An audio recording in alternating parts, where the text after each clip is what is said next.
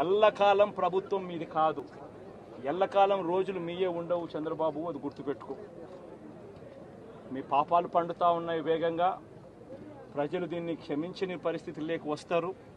ఖచ్చితంగా మీకు బుద్ధి చెప్పే పరిస్థితులు రోజులు కూడా ఉంటాయి.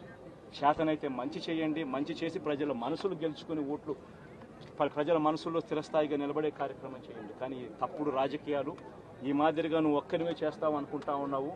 ఇదే మాదిరిగా కొనసాగితే రాష్ట్రంలో ఒక తప్పుడు సాంప్రదాయానికి నువ్వు నాంది పలుకుతా ఉన్నావు. నువ్వు వేసే ఈ బీజం, నువ్వు వేసే ఈ తప్పుడు సాంప్రదాయం, రేపొద్దున నువ్వు వేసే ఈ బీజం చెట్టు అవుతుంది.